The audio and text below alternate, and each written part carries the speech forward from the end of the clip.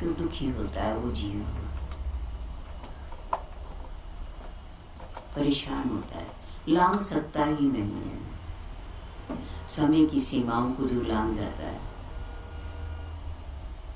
हमारे लिए जीवन में, इसीलिए हम कहा करते हैं, सोचा भी करते हैं कि एक सीमाएं हैं हमारी। 25 साल तक ब्रह्मचर्य जीवन,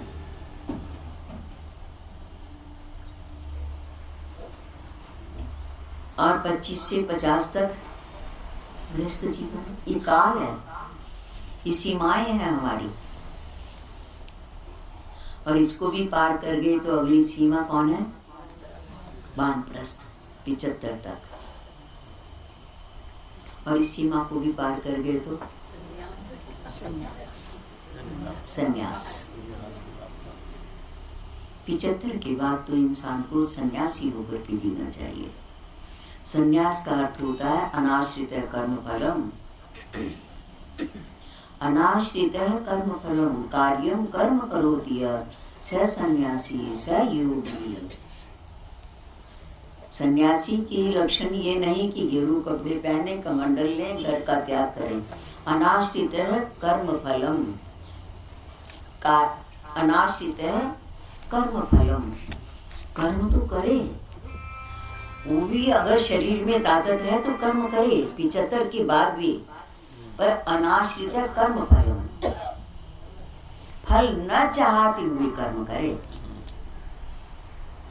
फल का आश्रय लेकर के कर्म न करे।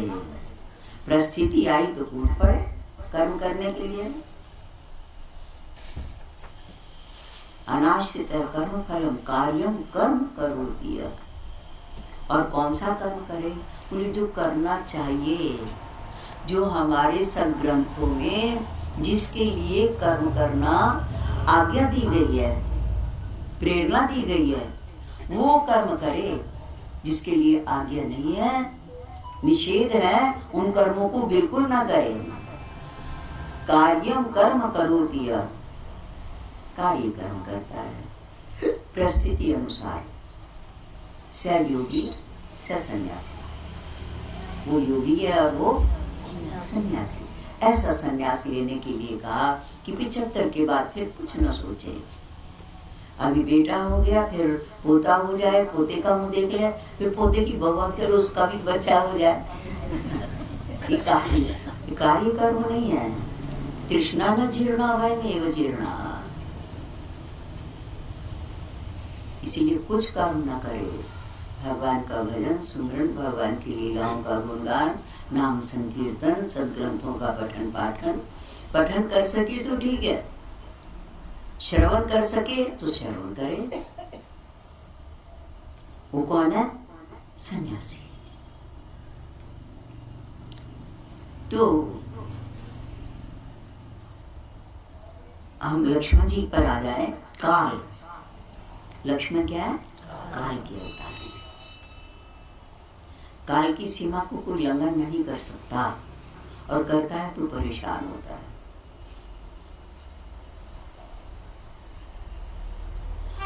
आजकल बड़े बुजुर्ग भी परेशान हुए रहते हैं। बच्चे की शादी नहीं हो रही, पोती की शादी की नहीं हो रही, पोते की शादी नहीं हो रही। तुम सीमा उल्लंघन करती जा रहे हो। अभी तो पढ़ रहे हैं, अभी तो उसको नौकरी करनी है, अभी नौकरी में प्रमोशन नहीं हुई है, इतनी उससे गुजारा नहीं होगा। ऐसा क्यों सोचते हो? जिससे हमारा विवाह हो वो हमारा गुजारा करे।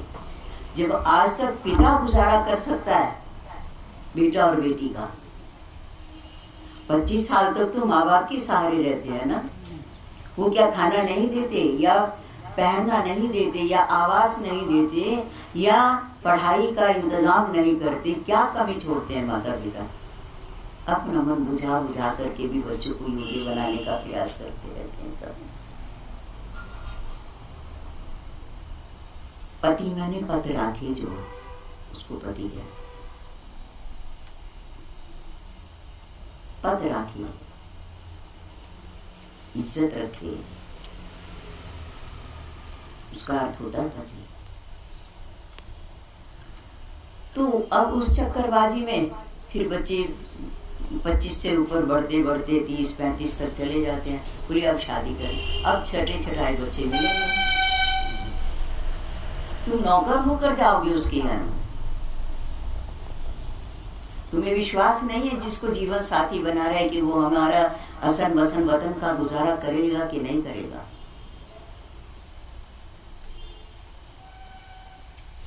इसका मतलब तुम पहले से लड़ने के लिए जा रहे हो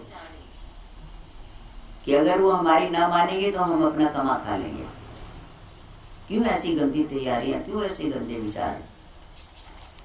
योग्य बनो, खूब बनो, योग्यता प्राप्त करो और अवसर पड़े तो उस योग्यता को इस्तेमाल करो।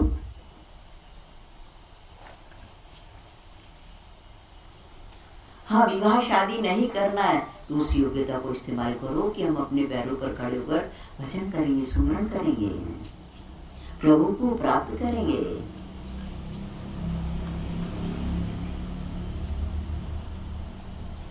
तो हम कहना ये चाहते हैं कि जानकी जी ने सीमा का उल्लंघन कर दिया।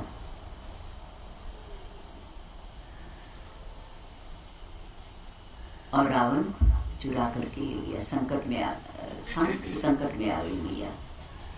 जब हम अपने घर की कुल की मर्यादाओं का उल्लंघन कर देते हैं ना, बुजुर्गों की बात का उल्लंघन करके चलते हैं,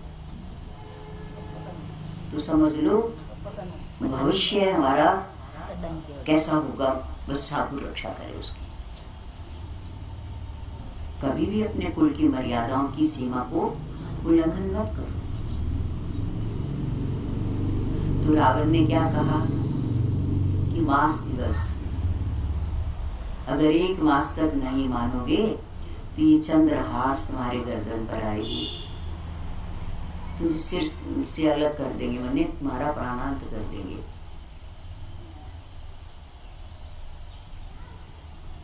माँ ने कहा चंद्रहास अनुमम परितापम रघुपति विरह अनल संजातम। क्या ये तीनों मुझे खत्म नहीं कर सकती क्या?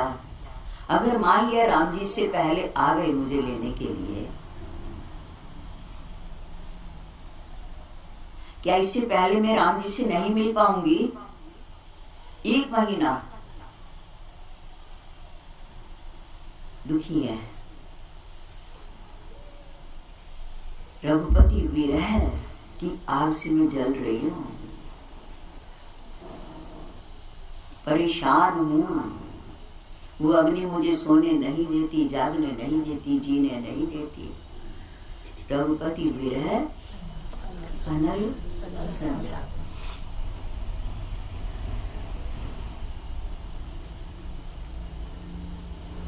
और फिर चलो मान लिया नहीं प्राण निकलेंगे, क्योंकि मैंने, और संताप क्या है? परितापम। परिताप ताप नहीं है, परिताप है, पश्चाताप का ताप है। कि मैंने लक्ष्मण भैया को, जो जिसने आज तक मेरा मुख नहीं देखा, मेरे पांव की पायल पहचानी। जब सुग्रीव ने जानकी जी, जब रावण ले जा रहा था और जानकी जी ने देखा कुछ बानर भालू से बैठे हैं पहाड़ी के ऊपर, तो अपने जेवर उतार के वहां फेंक दिए थे। साड़ी फाड़ी उसमें बांध के फेंके कि कोई सूचना मेरे राम को दे दे कि रावण मुझे ले जा रहा है। और जब राम जी उनके पास गए, सुग्रीव वगैरह के पास, बिल्ली माँ ने कहा कि मुझे तो नहीं मालूम, बोली थी बिल्ली, परंतु यहाँ पहाड़ी पर जो रहते हैं इन बानर भालुओं की सुग्रीव राजा रहा है, अब वनवास काट रहा है, तो क्या हुआ, आप इनसे पता करो, वो बता देंगे, जरूर जरूर कोई सूचना देंगे। तो राम जी वहां गए, तो राम जी ने, वो सुग्रीव ने कहा एक नारी रावण उछुला के तो ले जा रहा था। अब सुग्रीव ने तो सीता जी को देखा नहीं था, जानकी जी को, इसलिए सुग्रीव ने कहा एक नारी को, और वो उसकी कैद से हटना चाहती थी, और उसने हमें देख करके कुछ अपने आभूषण फेंके थे, देख लो क्या पता वो जानकी हो। सुग्रीव ने ला करके दिए। राम जी का हृदय भरे आया, ये वही साड़ी है, ये जो टुकड़ा है जिसमें ये जेवर बने हैं, ये तो जानकी जी की साड़ी है। और पाँव की उसमें पायल भी थी और हाथों के भी थे। मायके वाले प्राय कन्या को हर तरह का जेवर देते हैं, गले का भी देते हैं, हाथों का देते हैं, पाँव का देते हैं। राम जी ने कहा, लक्ष्मण देखो, ये तो सब जानकी जी के जेवर है, ये साड़ी का पल्लू उन्हीं का है। लक्ष्मण ने कहा, भैया मैं पायल तो पहचान सकता हूँ और साड़ी का रंग, पर मैंने आज तक कभी माँ के हाथों की तरफ भी आंख उठा के नहीं देखा कि उनके जेवर कैसे हैं, क्या जेवर पहन रखा है माँ ने। इतने पवित्र देवर को निकल गया। होनी बलवान थी ना, होनी बलवान थी। राम जी ने जानकी जी को, जानकी जी साक्षात माया का अवतार है, सृष्टि का अवतार है, आदि शक्ति है। तो राम ऐसे परितापम, जानकी जी किससे परेशान है? रघुपति के विरह से, वियोग से भी दुखी है। रघुपति विरह अनल संजातम, और वो भी है परिताप, ताप नहीं परिताप, कि मैंने कटु शब्द कहे ना। जब जब रावण कटु शब्द बोलता, कहते वही तो लौट के आ रहे हैं ना मेरे ऊपर। मैंने कभी कहे थे, इतना ही दिल दुखी हुआ होगा लक्ष्मण भैया का भी, जितना आज रावण की बातें सुन के मेरा मन दुखी हो रहा है, परेशान हो रहा है। परितापम, रघुपति का वियोग और लक्ष्मण भैया का के शब्दों का परिताप। और चंद्रहास, रघुपति विरह अनल संजातम, चंद्रहास और उम्मम परितापम। चंद्रहास, रावण ने कहा ना चंद्रहास, बोले तीनों में कोई तो मुझे खत्म ही कर देगा, ऐसी क्या बात है, अगर महीने तक मैं बची भी रह गई तो चंद्रहास कर देगी, क्योंकि भगवती का है, मैं भी भगवती का अंश रूप से प्रकट हुई हूँ। प्रकृति के 5 रूप माने जाते हैं, आकाश, वायु, तेज, जल, पृथ्वी। और जानकी मैया पृथ्वी से प्रकट हुई है, पृथ्वी की बेटी है।